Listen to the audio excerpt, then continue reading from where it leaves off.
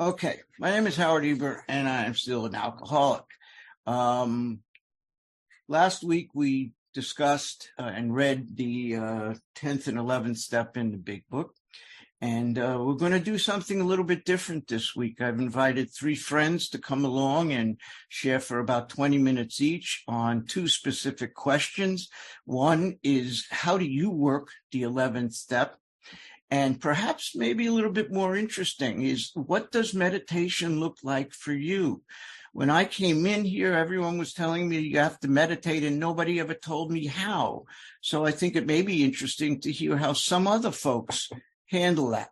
I'm going to keep the timer. We have 20 minutes for each speaker. I will give a little warning at the 16-minute mark when you have about 4 minutes left. If we go over, we go over, but we're going to try and keep ourselves to that. So without any further ado, I am very honored that these 3 gentlemen have agreed to be here this evening. And I thank all of you for attending. This is a rather large group. So we're going to get started with my friend Mars Raymer from Texas. Mars, it's all yours. Howdy, y'all. Can y'all hear me okay? I hope. It's a long way from Texas to wherever you are, that's for sure.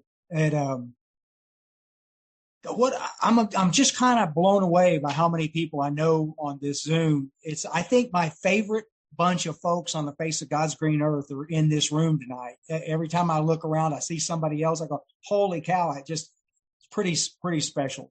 Y'all mean a whole lot to this old Texan, and I'm glad to be here. When Howard and I talked about this step 11 stuff, it made me smile a little bit, because I don't know if any step I ever trashed as much as step 11. And so it was a real learning process. I just had a lot of assumptions about it and just couldn't quite get it all together for about a decade. I got to tell you, it's amazing if you go back and you look at Bill Wilson on, I'm just going to set this up for a second. I won't drift off into that too far.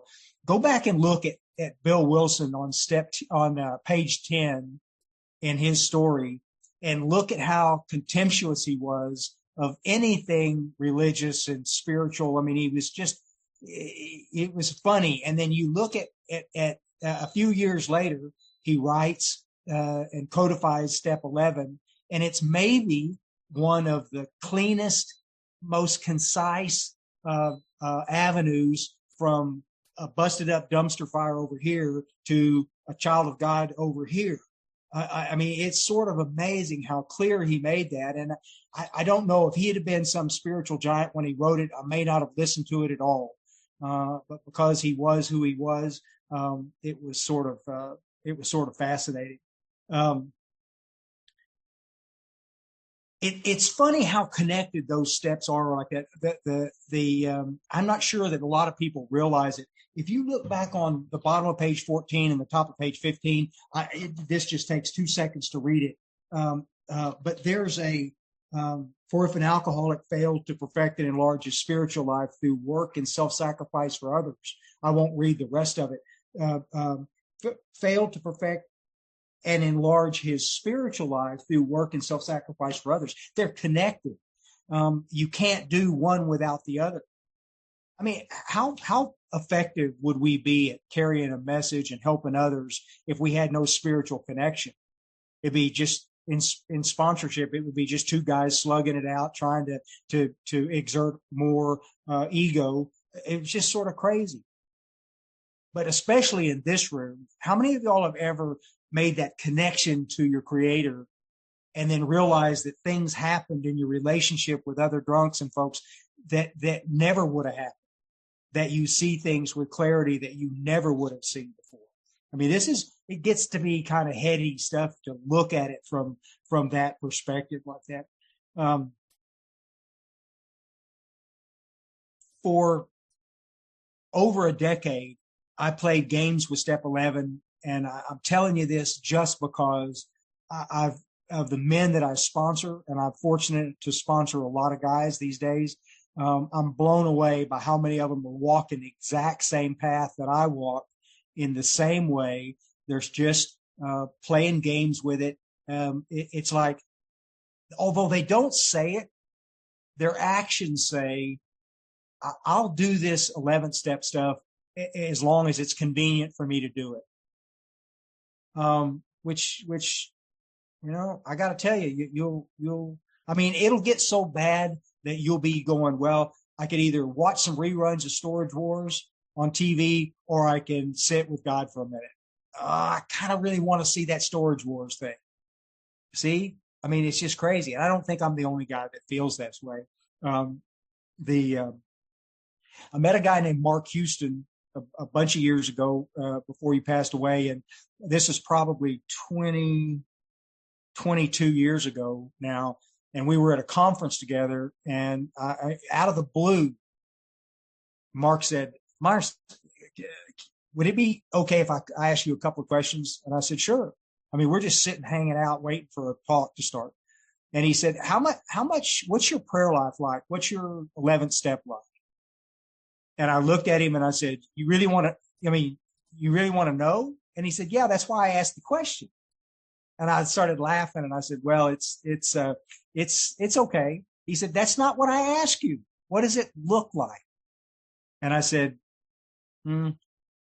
as I'm backing out of my driveway in my pickup every morning, I say, God, hope you'll be with me today. And he looks at me and he goes, that's it? That's all of it? And I went, yeah, that is. And he goes, well, Myers, you're what you're going to end up with is the most shallow, ineffective program. You might stay sober for a while, but you're never, ever going to reach the promises. You're never, ever going to reach the things that this book talks about. And I remember looking at him, and I smiled at him a little bit, and I kind of went, well, I'll get back to you on the rest of that. What he was trying to do is get me to look at, and I have done this same thing with hundreds and hundreds and hundreds of men over the years, ask them that exact same question. Tell me what that looks like. Because if there's ever a step where we tend to drift sideways, it's in step 11. It truly is. And so anyway, my personal awakening on step 11 stuff was, I had to get disciplined, and I haven't been disciplined about much of anything in my life.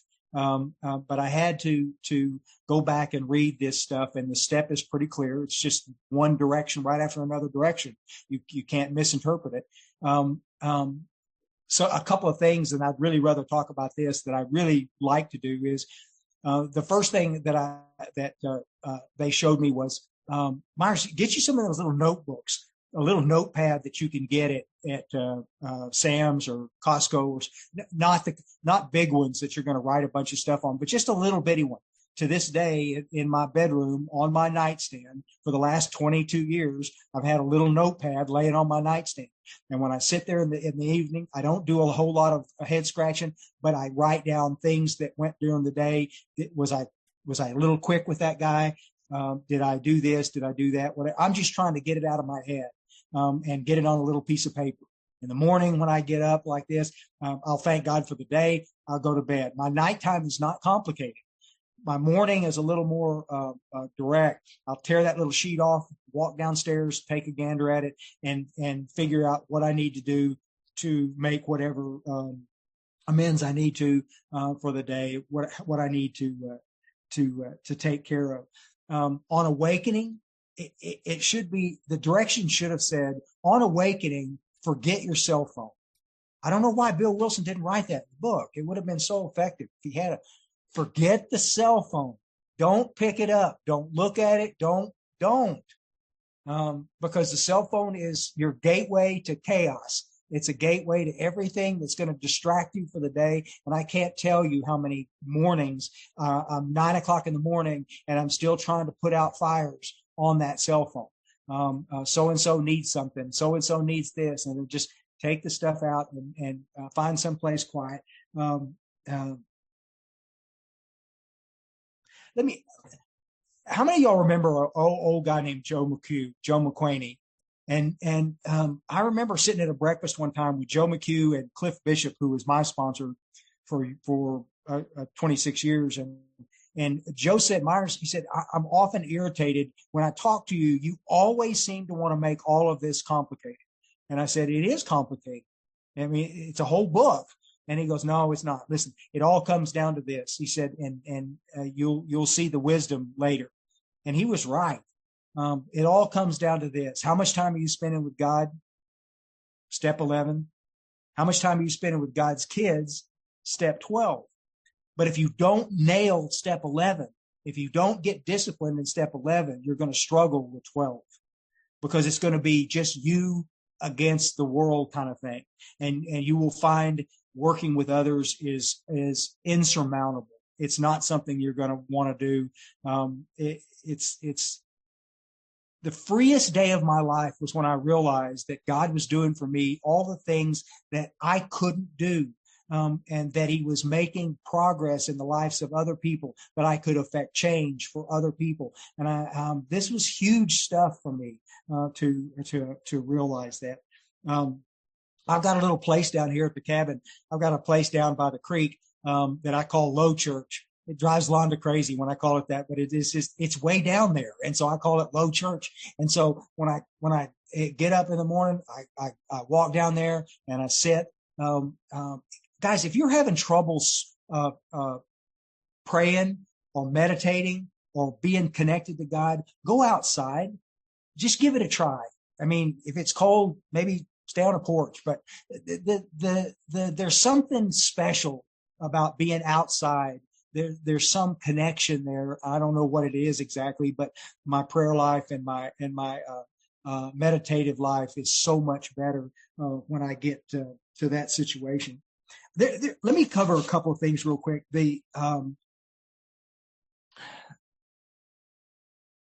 There was a guy, a kid that I met in a meeting one time that he was kind of irritating because he called God Big Homie, and it always made me laugh a little bit.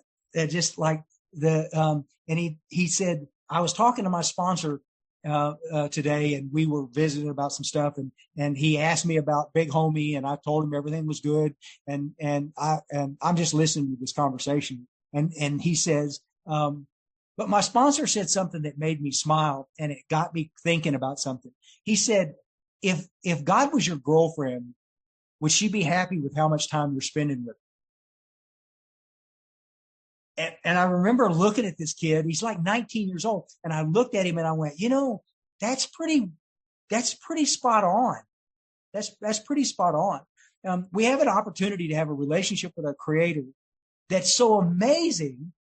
And yet, if we're really honest with ourselves, most of us have a tendency to just sort of do our day. And when the blowtorch slides up against our rear end and we get upset about something, then we reach out to God. But did it ever occur to you, it finally did to me, that maybe God would just like to spend some time with me when there's no fire, when there's nothing going on? It's just me and my homie. This would be pretty special. I want to give you a list, and I can send you a list of these later, or we could talk about it in the meeting, after the meeting too, on this stuff. There were some things that over a period of time changed me. I talked to hundreds and hundreds of guys that I've had a chance to get to know in AA. And one of the questions I love to ask is, what's your step 11 stuff look like? And I'm amazed at how many of them, 25, 30 years sober, I read page 86 and 87. Okay. But doesn't that get old? I mean, Mark used to always say, he said, Myers, he said, where I am today is fine. But where I am today is not where I want to be a year from now. A year from now, I want to be a different place spiritually. I want to grow that.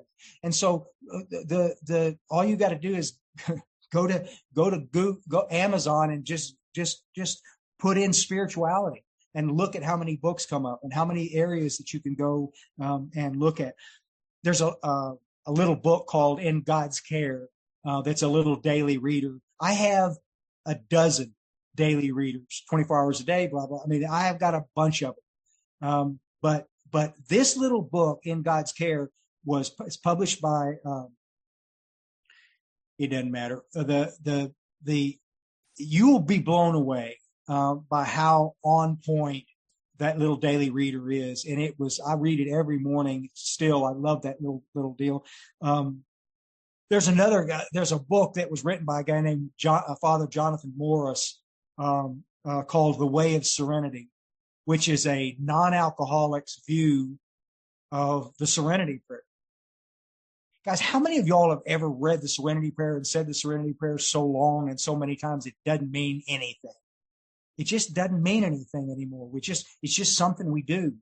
And this guy wrote this book and he absolutely nails it. And I've never, ever said that prayer since I read that little book. It's real small. I've never, ever said it that I wasn't affected in some profound way. It went from being something that was threadbare and I don't really care about it to something that is truly special to this old drunk. Pretty cool. There's another cat, a guy by the name of Joseph Girzone, Girzone, that wrote a little book called Never Alone, that approaches this idea of being moving towards your Creator. Guys, whether you're perfect and set and wonderful in your own 11th step profile, rock on. That's terrific.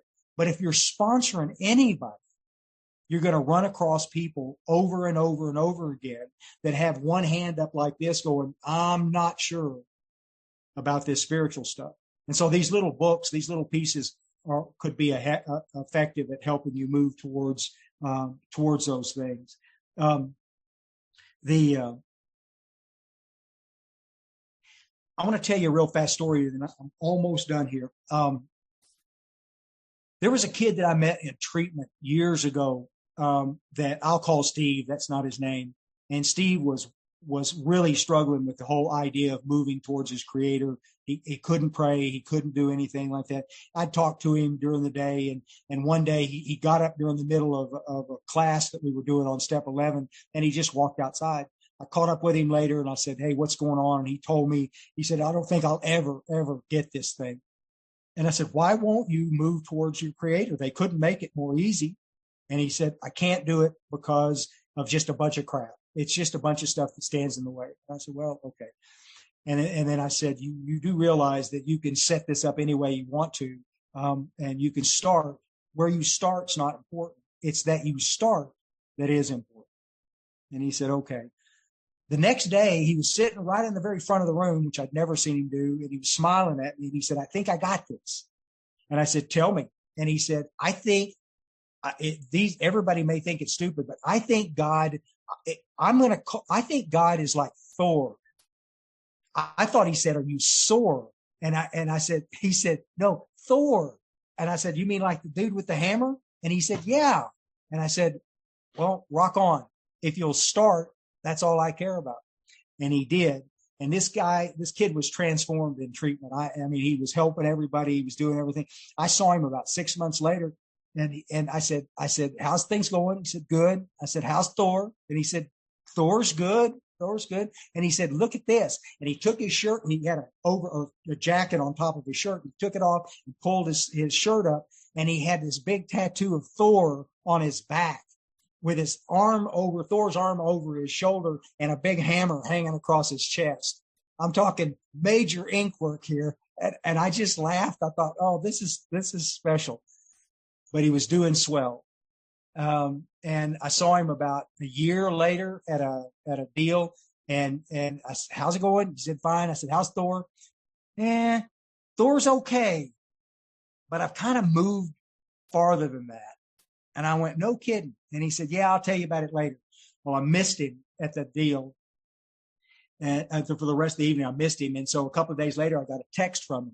And on the text, it said, there's a picture of him standing by something. And I texted him and I said, Steve, I don't know where are you? What are you doing? And he said, I'm getting baptized. Can't you see the baptismal field behind it? And I started laughing and I said, no, now I can see it. Now I get it. The illustration is this. 4 minutes. You got it, buddy.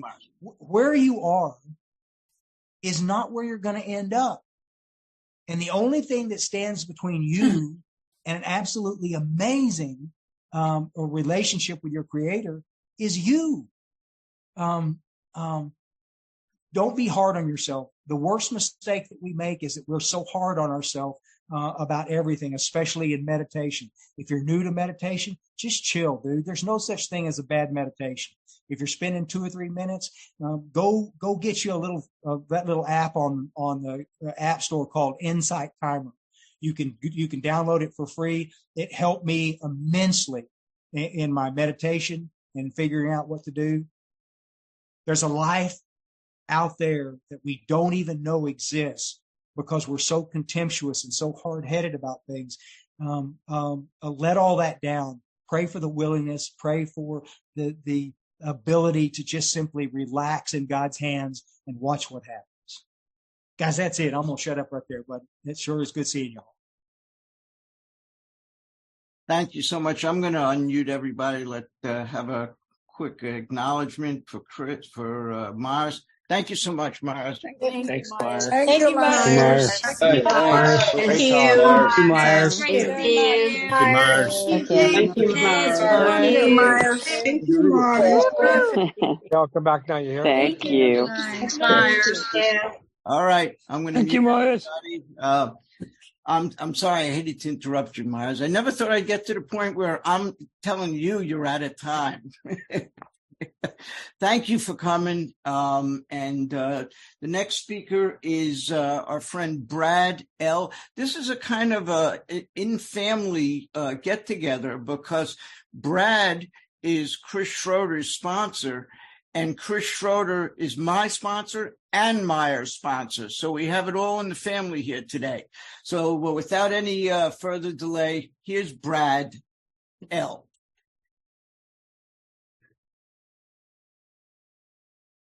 Good afternoon, evening, wherever you are. My name is Brad, and I'm an alcoholic and a whole lot of other things. I had no idea this meeting was that big. I thought maybe 20, 30 people, and it went from 100 to 200 in just a second there. So Brad, anyway, your camera's off. Oh. I'll start video. There you go. I'm there? All right. Yep. Hey, everybody. Meyer said something really good because I thought of this not long ago.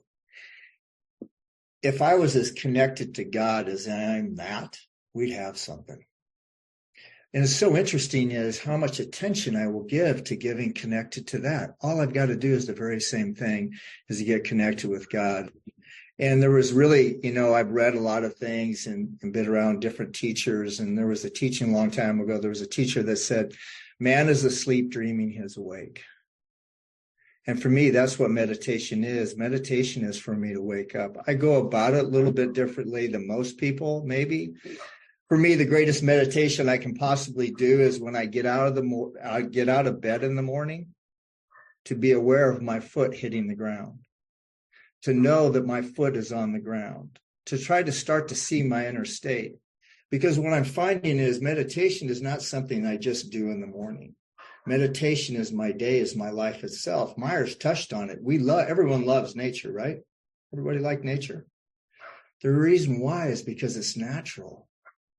See, most of the time I live a very unnatural thing. That's what I love about Alcoholics Anonymous. Carl Jung said it so beautifully. He said that, I'm kind of paraphrasing, that the alcoholic, he needs a higher power in a community.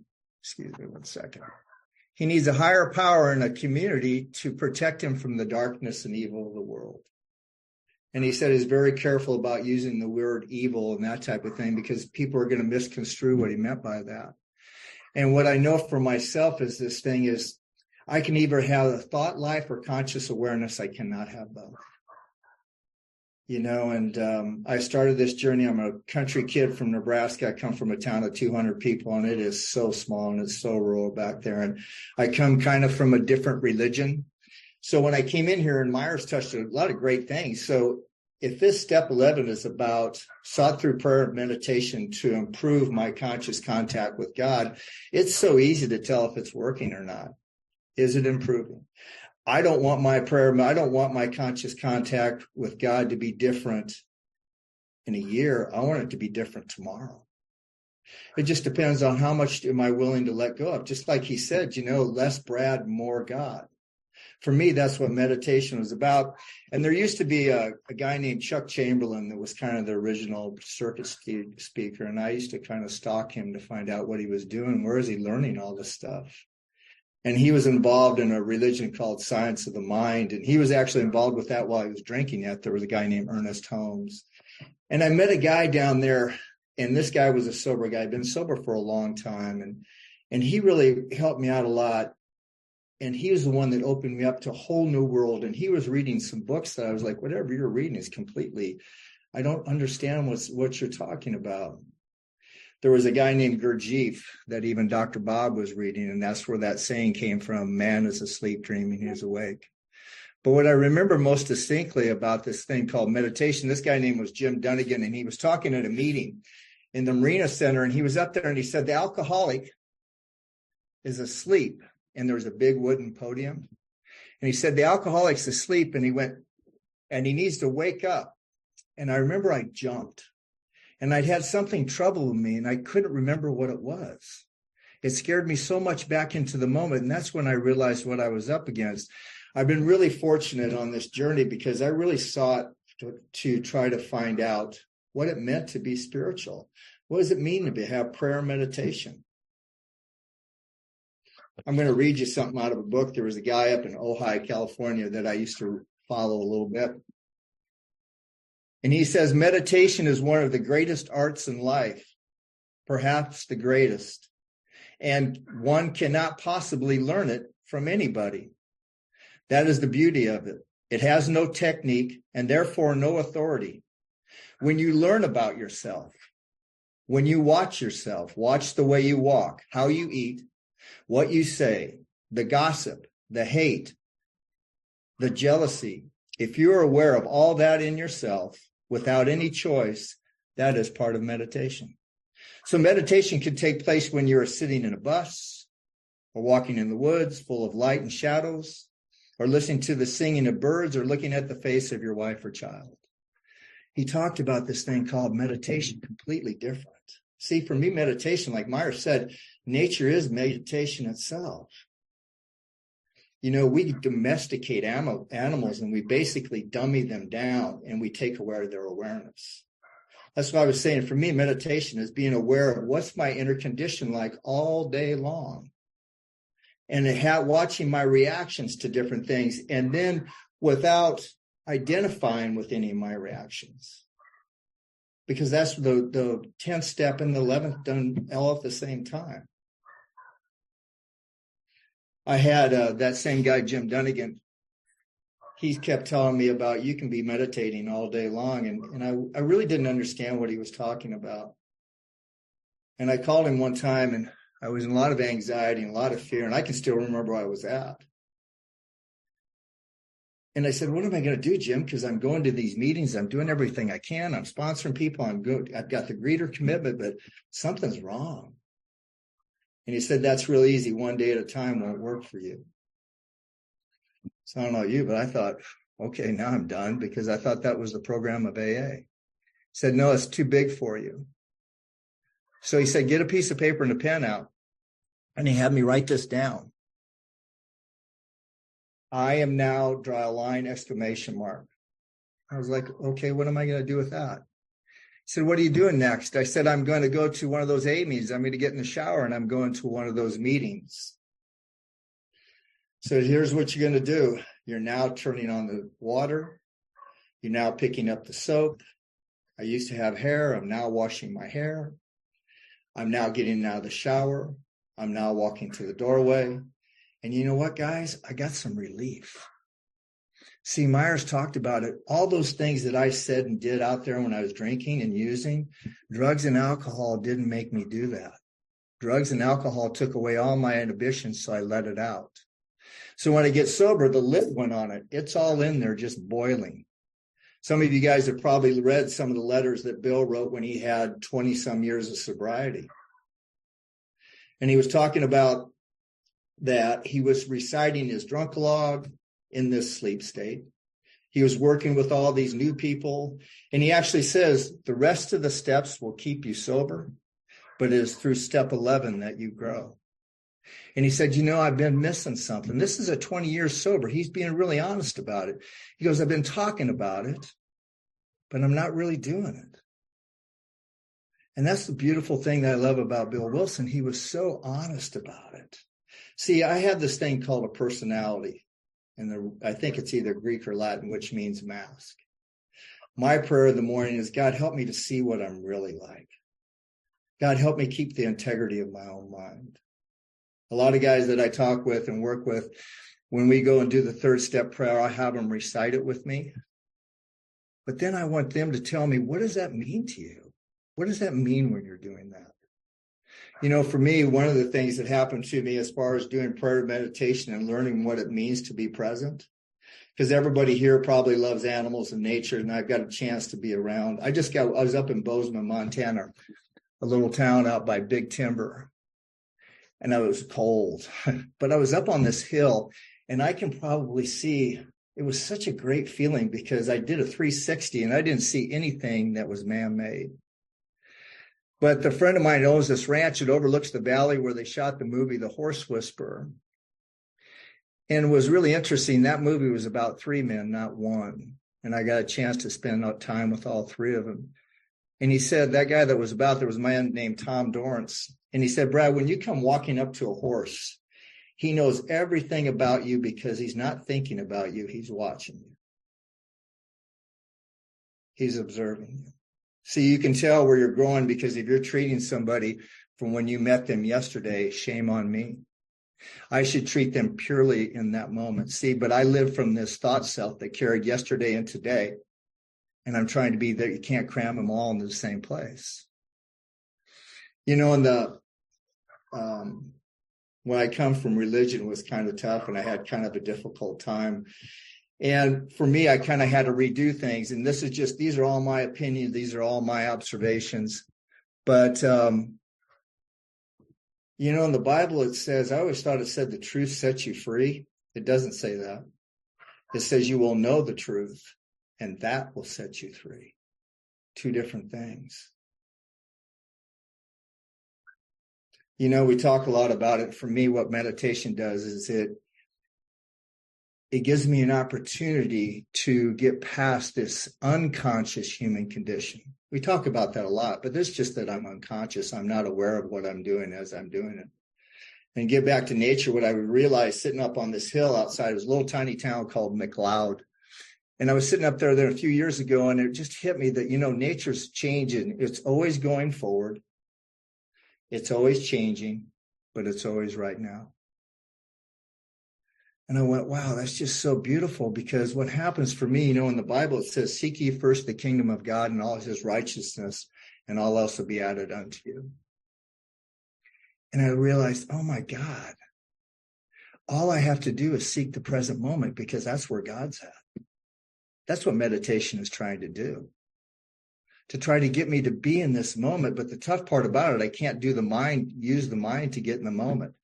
I've been really fortunate in my life to get a chance to meet a lot of different people. And it wasn't because I was really spiritual. I just happened to be in the right place at the right time. I've had an opportunity to have tea with the Dalai Lama. And I had an opportunity to sit down with Eckhart Tolle 1-to-1. What was really fascinating with the Dalai Lama is he said, I'm not a teacher. And he wasn't trying to be humble. He said, I'm not a teacher. There's been teachers. I've met teachers, but I'm not a teacher. That's not what my position is. But there was a couple other women came in the room and they were asking about meditation. And they asked him something. I can't remember what it is. He said, if you meditate for years and years and years and years, and I could feel everybody pulling closer, he'll get to see that way deep down inside, you wanted nothing to do with these meditation or with these teachings. I wanted to jump out of my seat. I go, I get it. You see, I've been in here. It's freedom of body to self. It's not about making the self better. It's about getting free of the self. See, I have a disease and it has a voice and it sounds just like Brad Langenberg. And it talks all day long. And I think that's me talking to me. So for me, meditation is learning how to drop those voices. Why wouldn't you want to do that all day long? See, I've been mechanical. Meditation gives me an opportunity to be spiritual. So easy. If I want to be spiritual, all I have to do is be less mental, and I'm right there. The other thing that kind of got me, and I was thinking about prayer and meditation, because my favorite prayer is, God help me.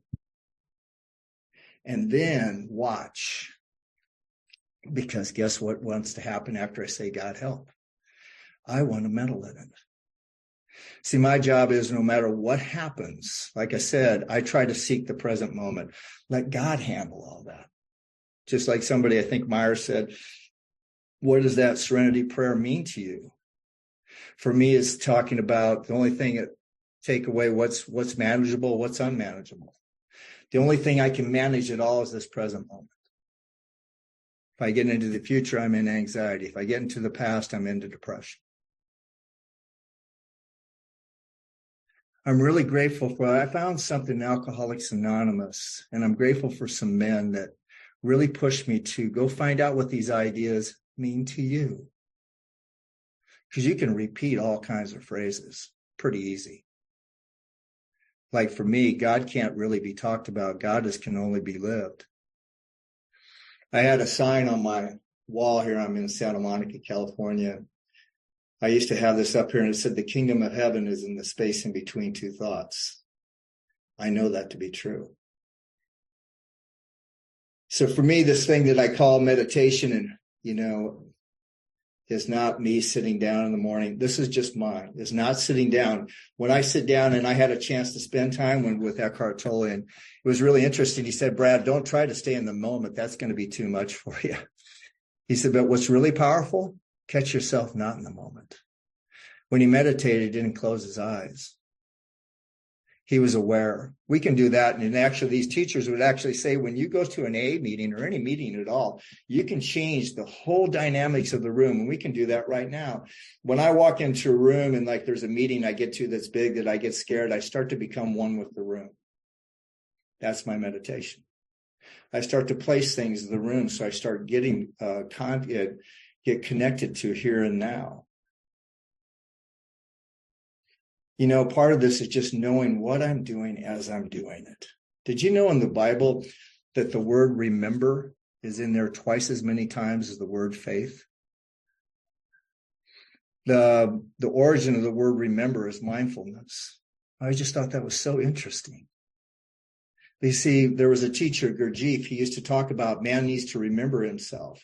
So throughout the day, and I've actually talked to Chris about this, I do a lot of groups. I've done a ton of groups. I've done something called equine therapy for quite a while. And you can always kind of tell where people are at by their gaze. If you got somebody, you guys all know this, if you got somebody in a meeting and they got their arms closed and they're looking down, you know that they're kind of in trouble. They're on the way down the rabbit hole. If they're looking just a little bit at gaze and maybe at the floor, at the feet of the other people, it's a little bit better. But when I'm looking up and around, we got something else. I'm connected. I'm at one with the room. I used to give riding lessons to people with horses, and how I got that was people, when they're riding, they're always staring at the ears of the horse. Like they're not going to fall off. You should be looking up and around where you're going. You're a driver, not a passenger. I noticed that when I was in New York, people there, a lot of times you could go up to them, wave your hands in front of them. They wouldn't even know you're there. A lot of them are looking at the pavement 10 feet in front of them. I've done that myself. But when I'm out there, I'm trying to look up and around. So animals have a certain awareness, and I'll go back to domesticating them. Until we domesticate a dog or a horse, if a leaf or a twig, something breaks in the distance, man, they know. You guys probably know of some labs you could walk by, they don't even know it. That's what I'm going for in my sobriety. This meditation where I can be aware, and this is what I'm trying to do right now, is to be aware of what's going on inside of me, to know the expression on my face as I know the expression on your face, to be aware of any anxiety or fear that's going on in me, to be aware of myself as I'm moving my house, moving my hand, and then watching these and not having any identification of what goes on. It's just to be able to see it because it's happening, right? 5 minutes, Brad. This whole thing of inventory and prayer meditation has given me a completely different outlook on life, because I realize I've been mechanical all my life. I didn't have the higher power that I was, of my own understanding. I had the higher power I was taught. These are my own insights. I don't think Jesus was ever trying to start a church. I think it was a school. He actually talked in there, said that the carnal mind is an enmity with God. It is not under the law of God, for it cannot be. The mind of this world, yesterday, tomorrow, I like, I dislike, I want, all I. You know, the origin of the word ego is I. So the minute I go there, I'm completely disconnected. Myers mentioned it so many times. If I want to have conscious contact with God, there's one thing that I need to have. There's a prerequisite. I need to be conscious. I need to be awake and aware. All these teachers, there was a teacher that I followed, and I don't like really mention names, but he actually would talk about, he said at night he could sleep and be aware of what was going on outside. The teacher that I mentioned up in Ojai, when he would take walks, he said he was able to walk for an hour and there'd be no thought. How's that? See, I have a dis-ease of the mind. So it'd be wise to not just do it in the morning. And that is very important to start off with a ritual. Like I said, when I first started off, guys that are new, I tell them, just give me 3 minutes. 1 minute of writing, 1 minute of reading, and then 1 minute, you can close your eyes if you want to, you don't have to, but just to sit back and observe your thoughts. See what the machine says and does. I can do that here. Just sit down on the sofa and just see what it says. Because that's what's been talking to me all my life. But see, I always thought that was me talking to me, and that wasn't me talking to me. I've been taking direction from something from the wrong place. How many people here throughout the day think you need to stop and get connected? Anybody think you pause and get connected? Here's the question. What were you connected to before that? Right? I got a gift. It's called sobriety. My prayers were answered when I realized I could do nothing for myself, from myself, and my whole life opened up. I'm really grateful for you guys asking me to come and share at your meeting. Good evening. Thank you so much, Brad. That was great. I'm going to open it up, let everybody kind of have a word. There we go. Thank you, Brad. Thank you, Brad. That was awesome. Thank you, Brad. Thank you, Brad. Thank you, Brad, so much. Thank you, Brad. Great. Brad, much appreciated. Awesome. Thanks for coming. Good job, buddy. Brother. Thank you. Thanks, guys. Good stuff, Brad. Good stuff. Thank you, Brad. Appreciate it. Thank you so much. Captain New Jersey. Thank you, brother. That kind of sounds like Chris Schroeder. all the screaming of a Good. thousand monkeys in I your don't head. know about Brad. All those people It speaking was at once. okay. They're both That was just like Marty. after doing what he introduced me to. It's You like, ride horses, don't you? these guys are all simple things. It's good. They're right, but they're just on the cusp of what. What Okay. Brad, you ride horses, don't you? Yeah. Okay. Yeah, you're muted again. All right. I told him to ask that, Brad, because I love horses. Kathy loves horses. Oh, yeah. No, I do. We'll have to visit you one day and ride some. Thank you for coming. I appreciate everybody being here, and we're going to wrap it up with Brad's sponsee and my sponsor, Chris Schroeder. It's all yours, Chris.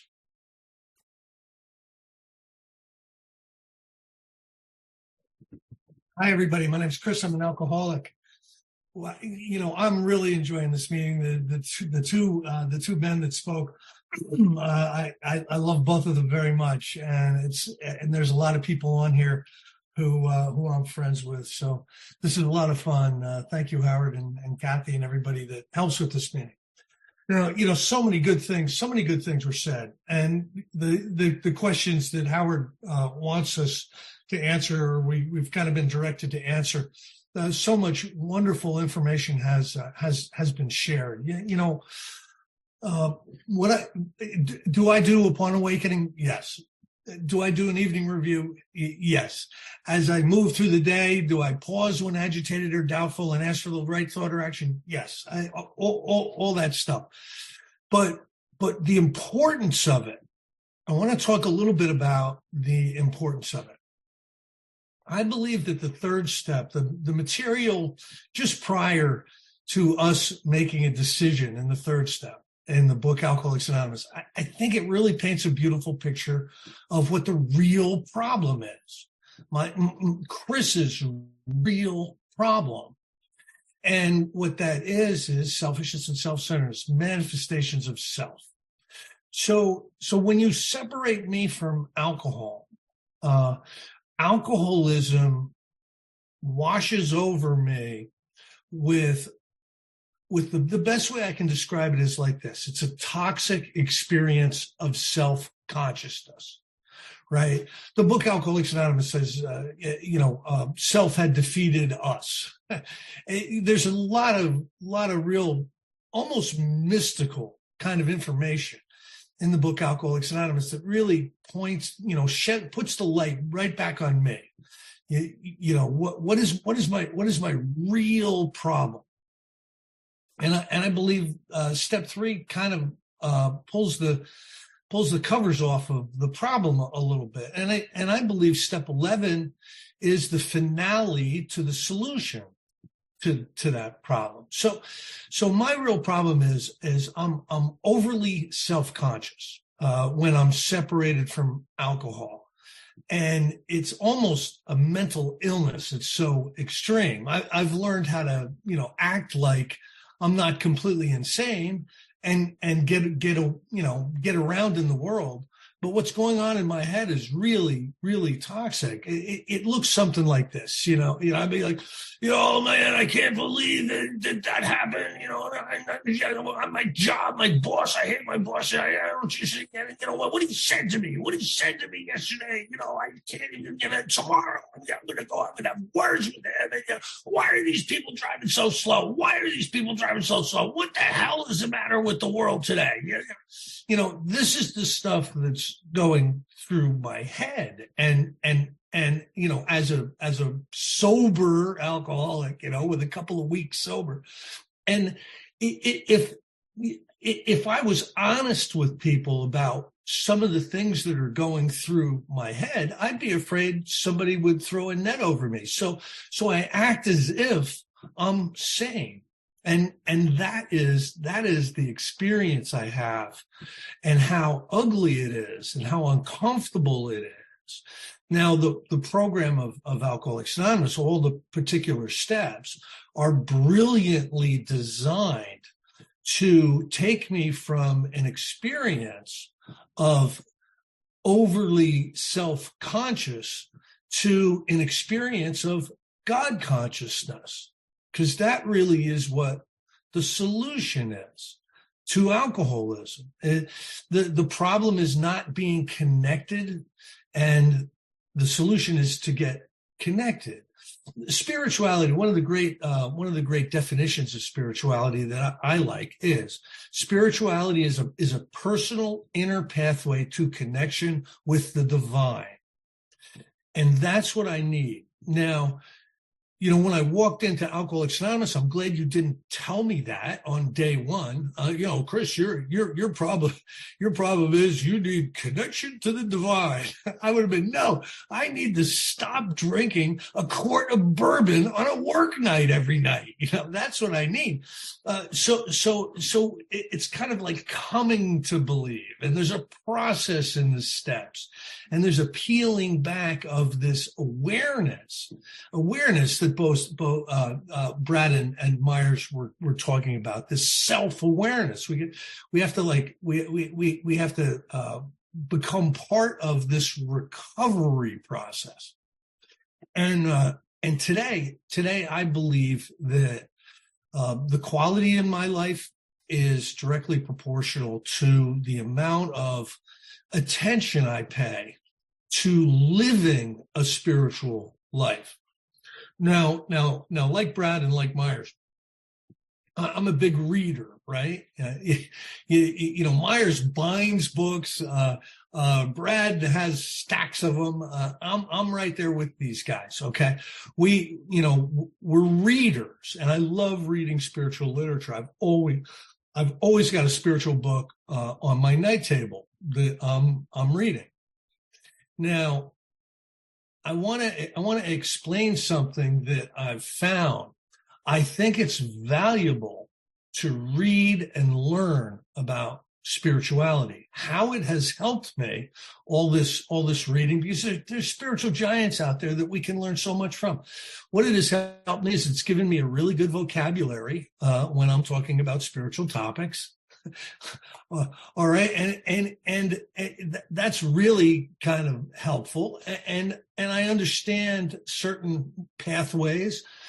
But what has fundamentally transformed me has been action that I've taken.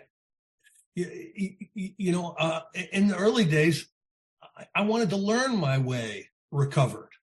And I don't think you can learn your way recovered. I think you can learn how to take spiritual exercises and how to take some action. And if you do that, what that does is the results of those actions bring about a change in attitude, in outlook, a change in belief systems, a change in perception. And this is basically what's happened to me today. Through the practice of step 11, I have woken up. Whether I'm fully awake or not, I can't really say, because, there's always more work to do. But I see things today as they really are. The way I saw things when I was an untreated alcoholic, I saw the world through the lens of self-consciousness. I saw the world through the hazy lens of alcoholism. And I had so many things wrong about how the world works and my purpose and my place in the world. I want to share just a current experience, because it has a lot to do with why the instructions in step 11 and how the instructions in step 11 can be valuable in real life situations.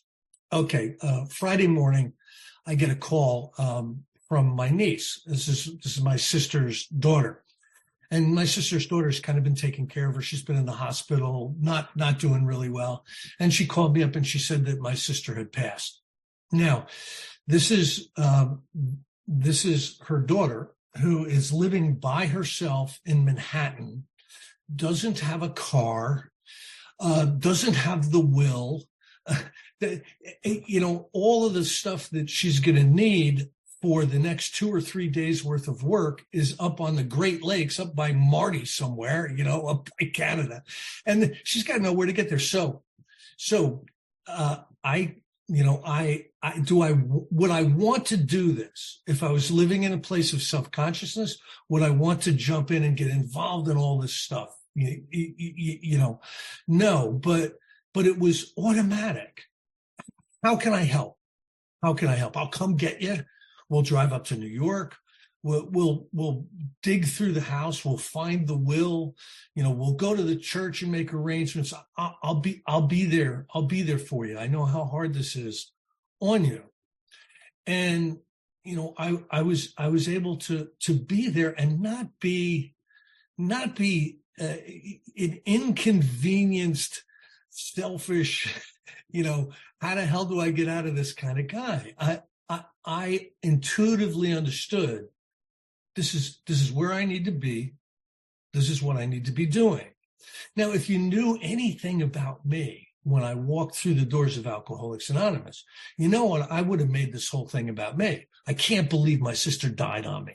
Now I'm gonna have to go to, I'm gonna have to do all this stuff. I'm gonna have to drive all over the place. I'm gonna have to go to a funeral. I'm gonna have to do a wake. I'm gonna have to stand in line and wake and shake everybody's hand that I don't know. I hate wakes. that would have been how I would have handled this as an unrecovered alcoholic, because I'm living in the place of self-consciousness, right? But this awakening that they talk about in the 12th step, this awakening is, I understand my place. I understand my role, and I have been rendered helpful through this process of Alcoholics Anonymous. I've been rendered useful. And that's just kind of one example. Now Brad went over a couple of exercises that he does, and he taught me a few of these exercises, and I use them a little bit differently than he does. Because I'm weird, okay? But I want to share with you 3 of the exercises that Brad gave me, because I believe they're directly related to the 11th step and what the 11th step is trying to do for us. Okay. He said that he had been given a card where it says, I am now blank, okay? So I don't stay aware of this all the time, but when I do become aware of this exercise, I'll tell myself something like, I am now on a Zoom with a whole bunch of my friends speaking. I'll tell myself what I'm doing. Now, how has that helped me? It's helped me stay in the now. Because of this download, because of this default setting that I have that tries to suck me back into selfishness and self-centeredness, staying in the now is being present, being mindful is another way to describe it, is really, really helpful to me, because there's no problems right now. There's no pain and suffering right now. So how about staying right here, right now, and by taking an accounting of what I'm doing at any particular time, helps me to stay in the now. Now, asking God for help. All right, God, please help. I did it before this Zoom. God, please help me to carry some type of a reasonably decent message today with all of my friends. God help me, God help me, God help me. What does that do? That keeps me in a place where I need to be, the consciousness of the presence of God. That's one of the things that the book Alcoholics Anonymous talks about, the consciousness of the presence of God. God being God is not just somebody I pray to in the morning and somebody I check in with at night. The consciousness of the presence of God as I move through the day. That's an incredible, valuable relationship and experience to have. Now, he also talked about, how about looking up? Don't look at the horse's ears. How about looking up? How I do this is when I walk outside, and this isn't how he explained for me to do it.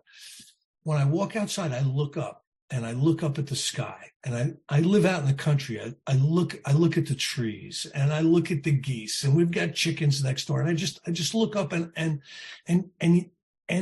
what that does is that creates within me a really serious gratitude, a gratitude for this cathedral that God has put in front of me. I believe today that that this is, God made a playground for us. Just think about when you were in second or you were in third grade. Okay. And you'd go out in recess, and you had to learn how to get along. You had to learn how to get on teams, and you had to learn how to make friends, and, you had to learn how not to misbehave and stuff. Yeah. I think we're still doing all that. You know what I mean? We're still trying to figure out how to do this thing called life. And I believe this connection to the divine is the thing that makes this whole thing go smooth. I do not believe I would have been able to stay sober 30 some years. I don't think I would have been able to stay sober without some type of connection to something greater than me. You know, in the 11th step, I'm gonna end with this. There is an individual who spoke on the 11th step. I was down at this thing called Man to Man in way down at Lake Brownwood, Texas, with Myers and a whole bunch of other people not long ago, right? And they would have the morning meditation. You would get up at like 7 a.m. and everybody pile in and someone would be leading the meditation. And what this individual did was he came right out of the book. Now, how I have transformed my perception of meditation, I've let a lot of Eastern stuff in. You know, I've let a ton of Eastern stuff in. And that's good. You know, I think there's enough latitude within the concepts and processes and procedures of meditation that we need to find our own path, and we need to find what works for us, and we need to find what gives us the best connection. But what was really unusual about this presentation was there wasn't one word that you could have attributed to anything except stuff that was going on in America, you know, in 1938. You know, it was straight out of the book. It was Christian contemplative, without anything that even smelled like the Buddha, you know, and it was refreshing. It you know, what Bill had put together, the instructions of what Bill had put together in this chapter and in this step are transformative, but they're also very simple. They're very simple. I think the spiritual life is a simple life. And it's through a lot of these simple exercises that I've come to, you know, where I am today. Now, I'm the type of person who really likes to overly complicate things. I'll just give you a for instance.